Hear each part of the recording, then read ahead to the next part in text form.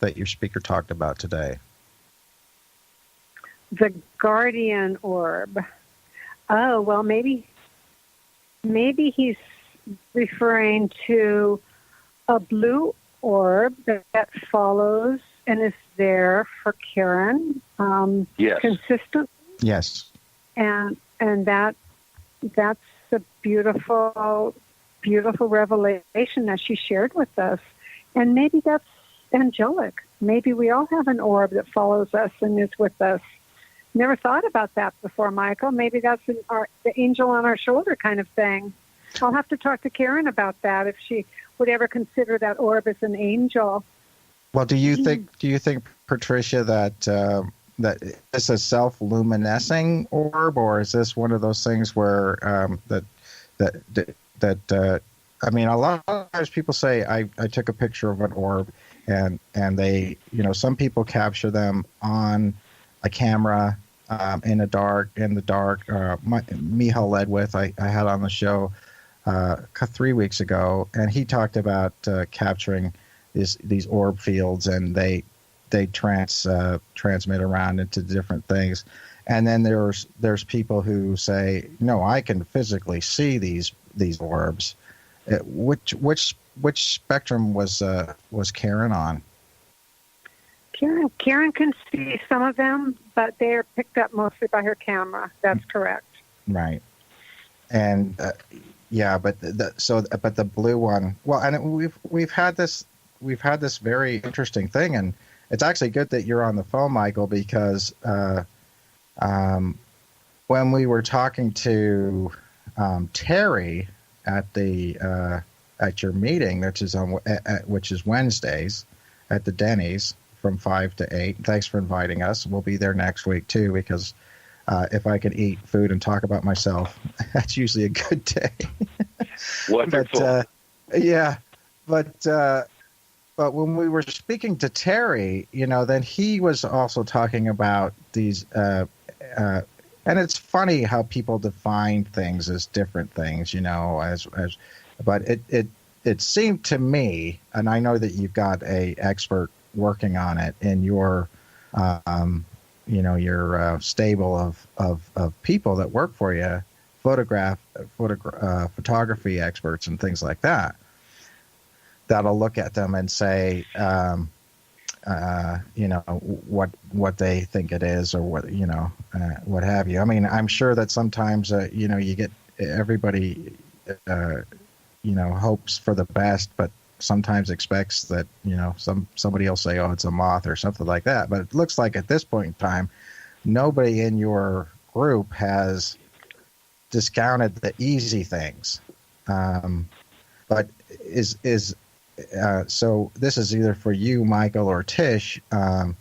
This seems to be a very, very common sort of Central Washington Cascade Mountain thing.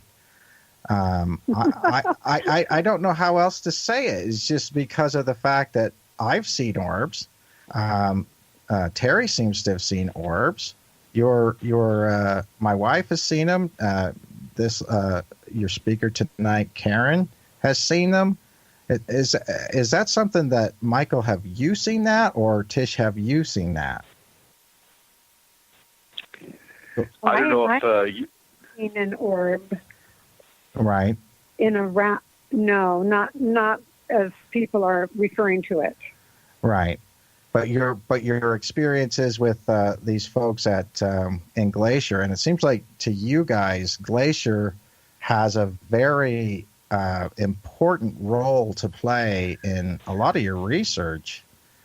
And just to be clear, I'm going to try to say where Glacier is, which I believe is at the base of Mount Baker, and you've had different. I mean, we were talking about this a little bit before, that we've got a little bit of at least 3 different stories that are credible. You guys have checked them out. The witnesses are very interesting to talk to, and you've got town hall meetings where people support these other different types of groups.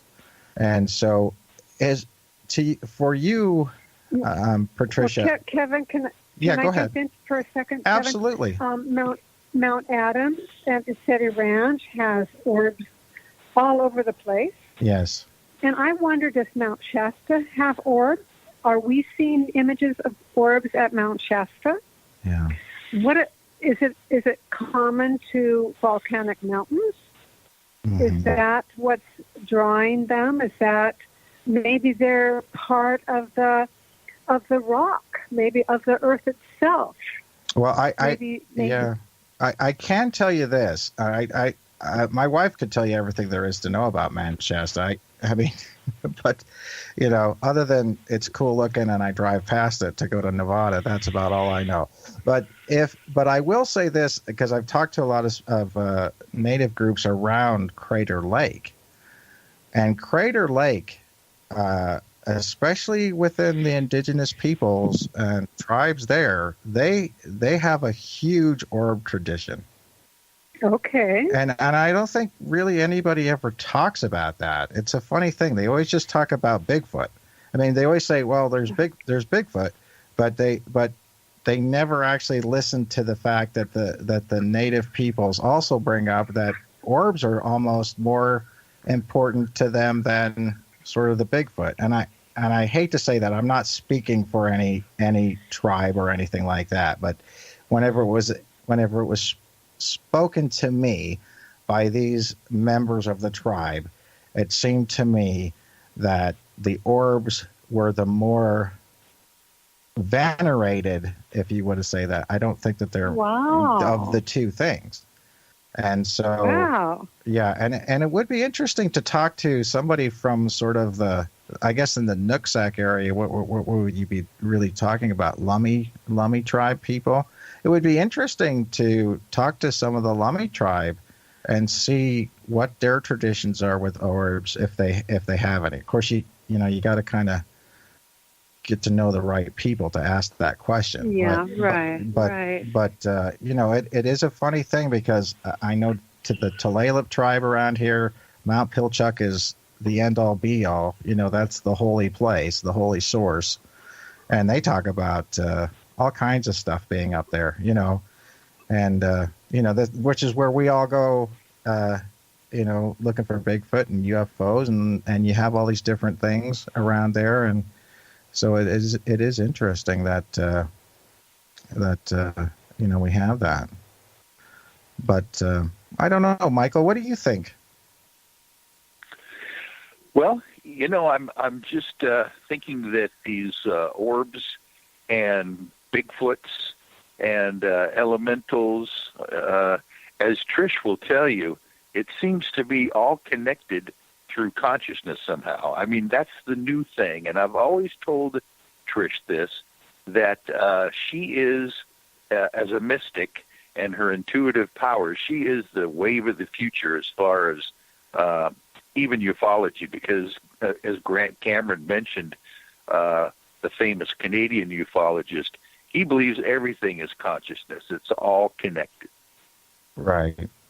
And so, Tish, what I think when you were mentioning before at the meeting that you guys were going to go to a convention at, I remember it's called 108 Mile House or something like that, and you're going to see Grant Cameron, and now Grant Cameron makes the statement that it's all about collective consciousness, and then Michael says, well, that's why people like you are kind of the wave of the future whenever it comes to, ufology and everything like that, because it seems to be all about the collective consciousness. Now, is Grant Cameron somebody you study? Because I know that you talked about him quite a lot. Right. Well, I'm drawn to him because of his work with consciousness, but one of his current videos, he's talking about spirituality. I think he's just opening up the door to something enlightening, bringing more light in, so that we can be more aware of the larger picture. Right.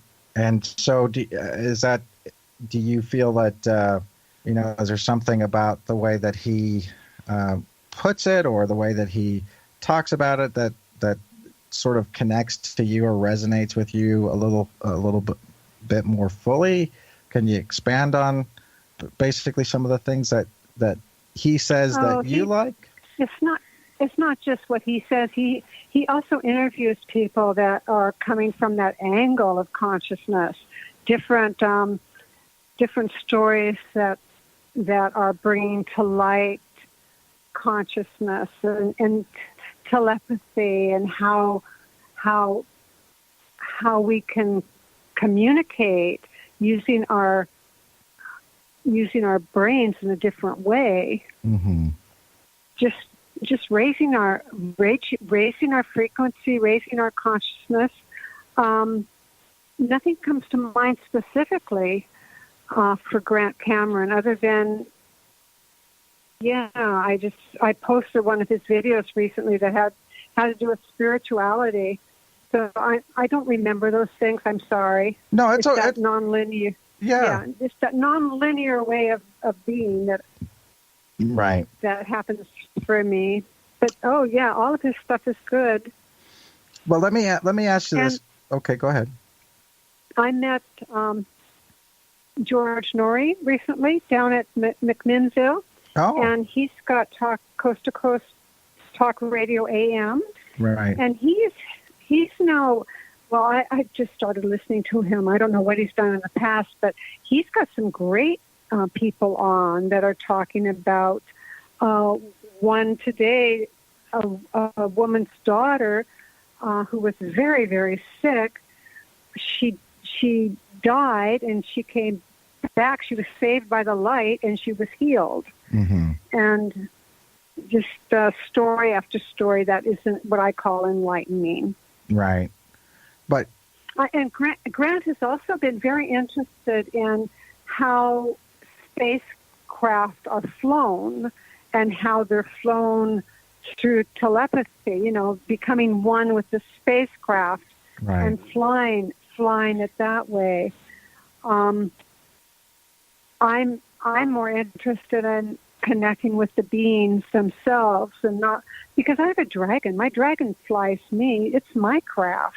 Right. We don't need for me, I don't need a spacecraft. I've got my dragon. Right. So those of us that are mystical, we aren't as attuned to the craft. We want to, for me, I should speak for myself, I want to know the beings, and I want to share my emotion with them, and know that they are loved, and know that I know we're one cosmic family. And I know people must think I'm very naive and Pollyanna, but this is my heart. This is the white light speaking through me. Mm-hmm. Well, I guess it has to balance with the dark somewhere, right? Well, I think that the key thing about it is that you're speaking your truth as you know it, and so that's the key thing, that if you were speaking something that you didn't believe in, and that's one thing, but when you're being genuine and everything like that, people can, I think people should either try to take what they can from it if they don't agree with you, or at least say, hey, that's a nice lady, and I don't like it, but you know what I'm saying. Right. That's all I'm saying is, for me. I mean, for me, if people could say, well, Kevin's a nice guy, and he's got some odd ideas, and that's fine, and so but he expresses himself, and he's not hurting anybody, then that's really kind of the way that we've got to look at these things. But let me ask you a question now. So when you guys are at a conference, and the reason that I brought up is it Caribou Con or whatever you guys are going to? I hate to say something wrong. Kevin, I need to interject something. Yeah. I'm getting a message loud and clear that I said the last name of George incorrectly. It's not George Norrie. It was George Knapp that we met. Well, I know it was George. I know it was George Knapp. I didn't want to say anything just because just because of the fact that George Norrie. I'm trying to. Here's what the thing. I'm pretty sure George